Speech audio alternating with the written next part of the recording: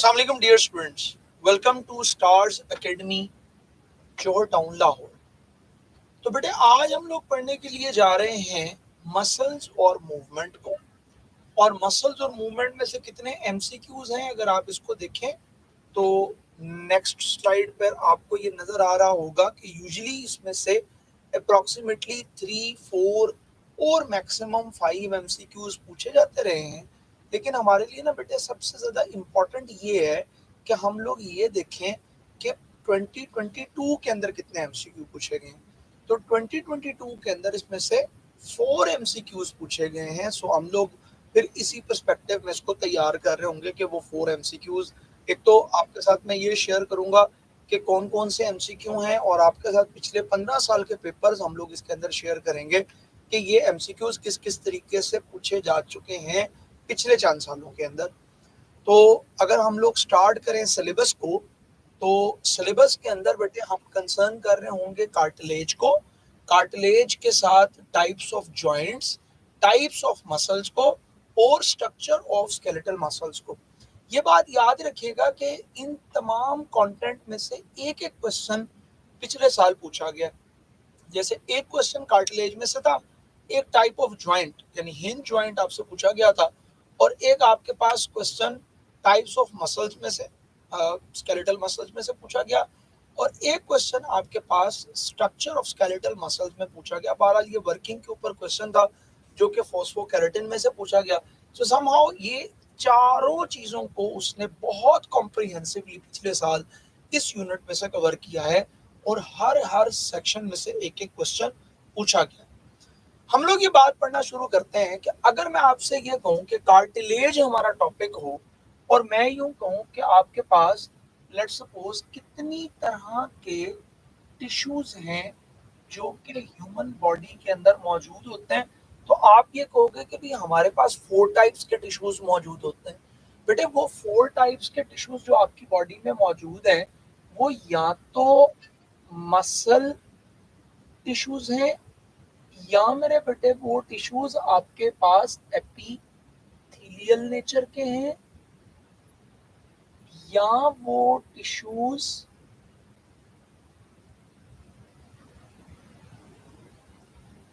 Nervous tissues हैं, और या मेरे बेटे ये टिश्यूज आपके पास कनेक्टिव टिश्यूज,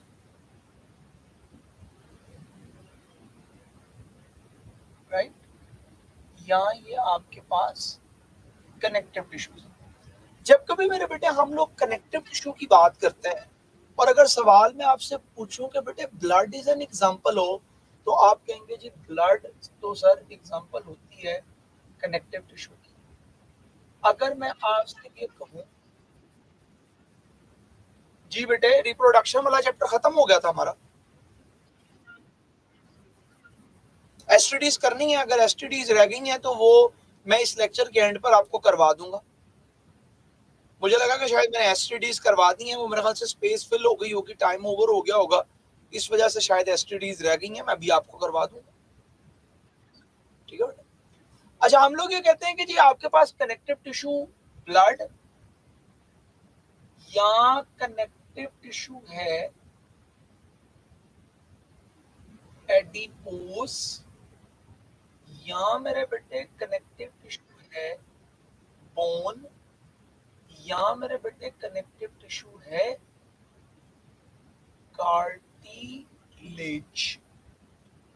सो हम लोग सबसे पहले तो ये फर्क देखना शुरू करते हैं कि बोन और कार्टिलेज में क्या डिफरेंसेस हैं। जैसे मैं आपसे ये सवाल करूं कि बेटे मुझे ये बताइएगा कि इनमें से कौन से ऐसे होते हैं जिनके पास ब्लड वेसल्स मौजूद होती हैं, तो आप कहते हो कि जी बोन के पास तो ब्लड वेसल होती है, कार्टिलेज के पास नहीं होती। जैसे हम ये कहते हैं कि अगर नर्व फाइबर्स की बात की जाए, यानी न्यूरॉन्स किसके पास मौजूद होती हैं, तो नर्व फाइबर्स आपके पास बोन में होते हैं, कार्टिलेज में नहीं होते। जैसे हम ये कह रहे होते हैं कि कैल्शियम फॉस्फेट की डेपोजिशन बोन के ऊपर होती है, कार्टिलेज के अंदर नहीं होती है। जैसे हम लोग ये बात पढ़ रहे होते हैं कि बेटे बोन मैरो डेफिनेटली बोन ही में पाया जाएगा, कार्टिलेज में नहीं होगा। लेकिन अगर कोई आपसे ये कहता है कि ये बताइए कि इनमें से कौन से मीजोडर्मल ओरिजिन से बिलोंग करते हैं, हाँ कौन से ऐसे हैं जो मीजोडर्म से ओरिजिनेट हुए, तो आप कहोगे भाई ये दोनों ही मीजोडर्म से ओरिजिनेट हुए। अगर आपसे कोई ये कहे कि बेटे ये दोनों में से कौन से कोलाजन फाइबर से बने हुए हैं, तो आप कहोगे भाई दोनों कोलाजन फाइबर के बने हुए हैं। अगर आपसे कोई ये कहे कि इनमें से कौन से कनेक्टिव टिश्यू है, तो वो तो बात हमने पहले ही पढ़ ली कि ये दोनों ही कनेक्टिव टिश्यू है। अगर कोई आपसे ये कहे कि बेटे ये बताइए कि आपके पास इनमें किसमें हीलिंग पावर मौजूद है, यानी एबिलिटी टू हील है, तो बोन के पास एबिलिटी टू हील होती है, कार्टिलेज के पास नहीं होती।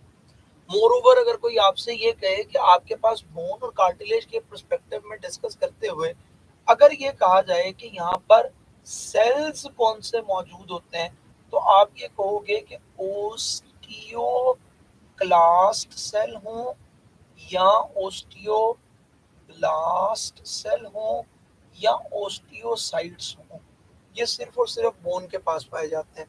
जबकि कार्टिलेज की लिविंग सेल्स को हम लोग कॉन्ड्रोसाइट्स का नाम देते हैं। तो बेटे ये ना बड़े मेजर से डिफरेंसेस हम लोग कर सकते हैं, जो कि आप अगली स्लाइड के ऊपर बहुत प्रोमिनेंटली ये देखोगे कि नेक्स्ट स्लाइड के ऊपर ये डिफरेंसेस आपके पास बिल्कुल बेहतर तौर पे मेंशन किए गए। तो नेक्स्ट कीजिएगा।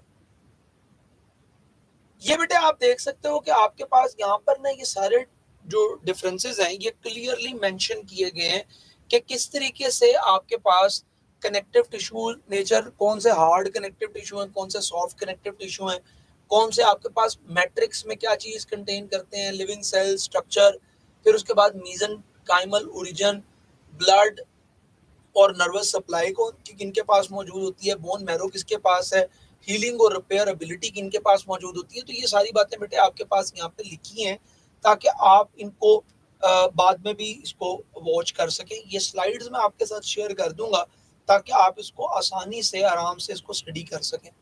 अगर आप बेटे यहाँ से आगे बात करते हो तो हम लोग यहाँ से अगली स्लाइड के ऊपर देखेंगे बोन के स्ट्रक्चर को।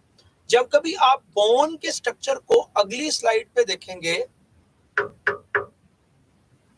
जब कभी आप बोन के स्ट्रक्चर को अगली स्लाइड के ऊपर देखेंगे तो आप ये कहोगे कि बेटे बोन के बेसिकली दो पोर्शन होते हैं, एक को कॉम्पैक्ट बोन कहते हैं, एक को स्पॉन्जी बोन कहते हैं। यूजुअली जब कभी मेरे बेटे हम लोग बोन को ड्रॉ कर रहे होते हैं तो बोन का जो सेंट्रल पोर्शन है, जो जो कि बोन का हार्डेस्ट पोर्शन डेवलप करता है, ये असल में बोन का कॉम्पैक्ट पोर्शन कहलाता है। और हम लोग ये बात पढ़ रहे होते हैं कि बेटे इसको हम लोग कॉर्टिकल बोन भी कहते हैं क्योंकि ये बोन का कॉर्टेक्स डेवलप करता है। जब कभी आप बात करोगे बोन के इस सेक्शन की तो इसको हम लोग स्पॉन्जी बोन का नाम देते हैं।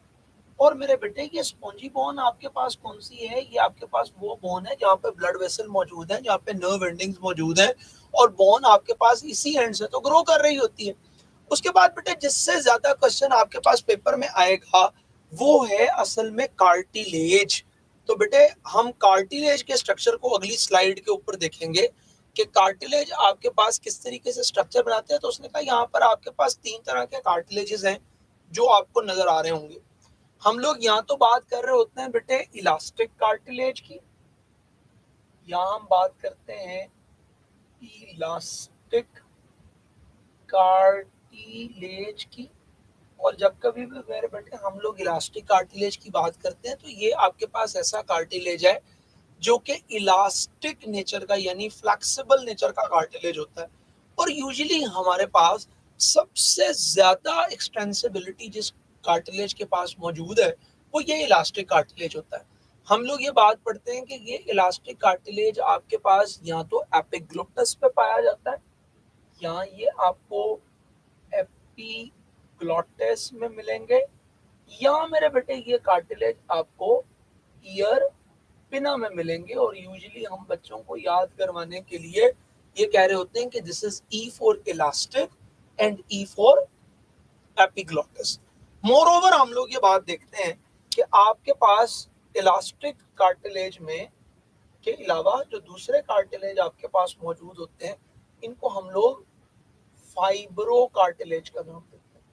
फाइब्रो कार्टिलेज असल में आपकी बॉडी के अंदर मौजूद सबसे टफ कार्टिलेज है। और अगर आप यहाँ पर नीचे डायग्राम के अंदर देख रहे हैं तो आपको ये नजर आ रहा होगा बेटे कि फाइब्रो कार्टिलेज आपके पास असल में वो कार्टिलेज है जो कि इंटरवर्टिब्रल डिस्क के दरमियान में मौजूद होता है। ये आपको एक टफ सपोर्ट प्रोवाइड करता है और सबसे हार्डेस्ट और सबसे ज्यादा सपोर्टिव कार्टिलेज आपके पास फाइब्रो कार्टिलेज होता है, जो कि आपको इंटरवर्टेब्रल डिस्क के अंदर मिल रहा होता है। या हम लोग ये बात पढ़ते हैं कि कहीं पर जहाँ पर बोन के स्ट्रॉन्ग कनेक्शंस डेवलप करने होते हैं और वहां पर उसको मुकम्मल तौर पे फिक्सेशन प्रोवाइड करना होता है, उसको फिक्स करना होता है बोन को, वहां पर भी आपके पास फिब्रो कार्टिलेजेस मौजूद होते हैं। हम लोग ये बात करते हैं कि बॉडी के अंदर सबसे ज्यादा जो अबंडेंट कार्टिलेज है वो हाइलिन कार्टिलेज है।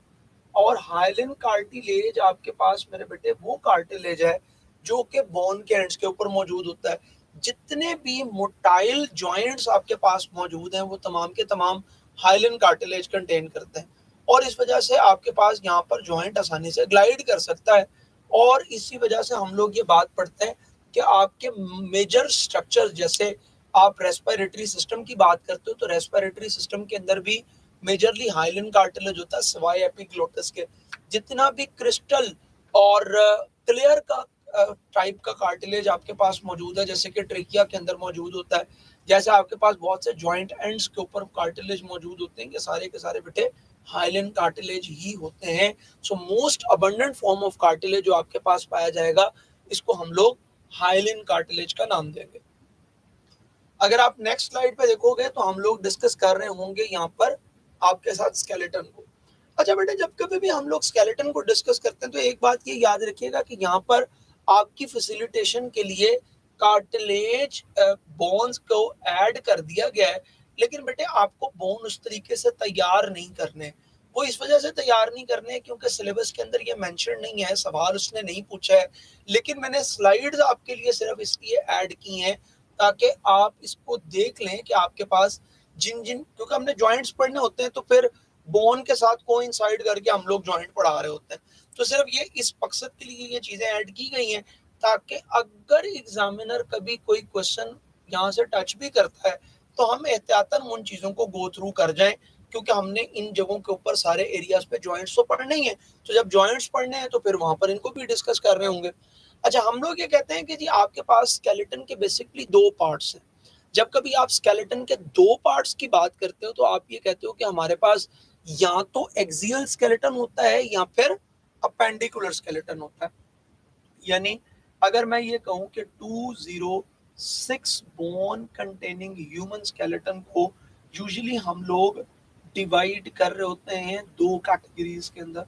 एक आपके पास बेटे एक एक्सियल स्केलेटन है और एक आपके पास अपेंडिक्यूलर स्केलेटन है।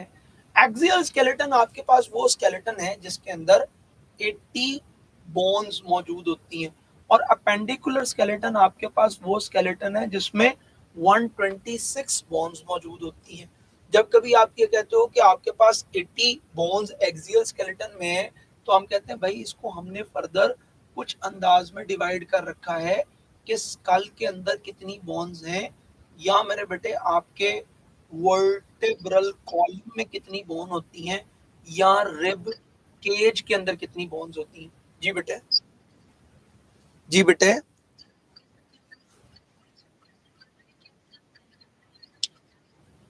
बेटे एंजाइम्स आपके पास बेसिकली तो सिंपल प्रोटीन्स भी हो सकते हैं और कुछ एंजाइम्स आपके पास ग्लाइकोप्रोटीन्स भी होते हैं। तो उस सूरत में आप कह सकते हो कि एंजाइम अगर ग्लाइकोप्रोटीन्स नेचर के हैं तो फिर वो कॉन्जुगेटेड हो सकते हैं, वरना यूजुअली आप जर्नली जब कभी एंजाइम की बात करते हो तो एंजाइम आपके पास नॉन रिएक्टिव स्टेट के अंदर ग्लोबुलर प्रोटीन्स होते हैं।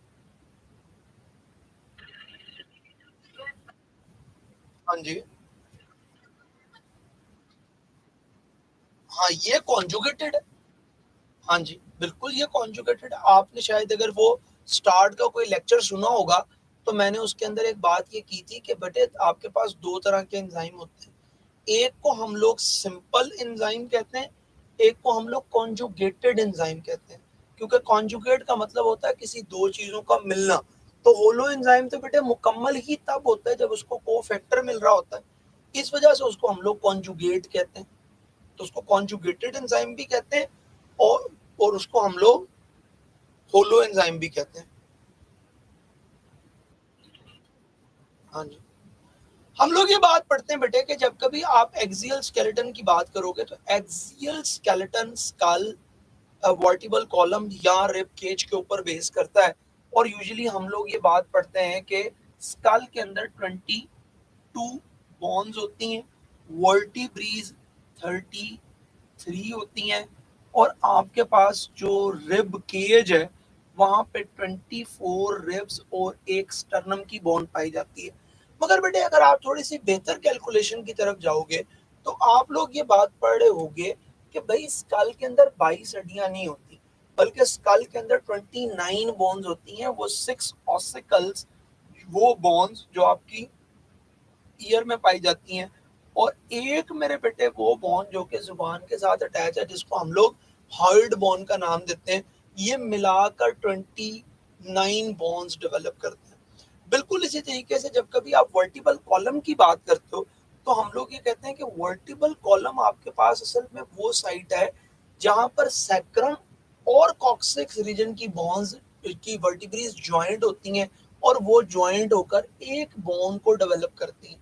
इसी वजह से हम लोग ये बात पढ़ते हैं कि यहाँ पर जब कभी आप बोन्स को काउंट करते हैं तो 7 बोन सर्विकल रीजन में बेटे, 12 बोन आपके थोरेसिक रीजन में, और फिर 5 बोन्स लंबर रीजन में, 1 सैक्रल की, और 1 ही कॉक्सिक्स की बोन अगर काउंट करें तो ये 26 हड्डियां बन रही होती हैं। आप यहाँ पर 7 हड्डियां ऐड करते हैं और यहाँ से 7 वर्टिब्रीज को माइनस कर देते हैं, तो अल्टीमेटली जो आपके पास बोन्स बनती है वो 80 ही काउंट हो रही होती है। अच्छा, स्कल के अंदर अगर आप बोन्स देखें तो हम यहाँ पर मेंशन कर रहे होंगे, प्लीज नेक्स्ट कीजिएगा। तो स्कल के अंदर बोन्स, एक्सियल स्केलेटन ये मैंने आपके साथ डिस्कस कर लिया, वर्टिबल कॉलम, रिब और स्कल। फेशियल बोन्स और क्रेनियल बोन्स की बात करते हैं। जब कभी आप फेशियल क्रेनियल बोन की बात करते हैं तो फेशियल बोन्स आपके पास बेटे यहाँ पे मेंशन्ड और क्रेनियल बोन्स आपके पास यहाँ पे मेंशन्ड। लेकिन मैं ये कहूंगा कि हम इससे कुछ आसान तरीका रखते हैं। आपने बेटे आजकल देखा है कि कुछ लोग कुछ लोगों के दुश्मन बने हैं, यानी कौन से लोग कौन से लोगों के दुश्मन बने हैं। तो उसने कहा जी बड़ी आसान सी बात है कि आजकल नजर आ रहा है कि PMLN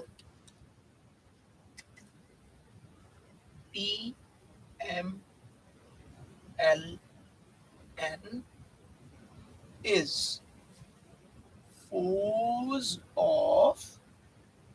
फोर्स बनी है किसकी, PTI की।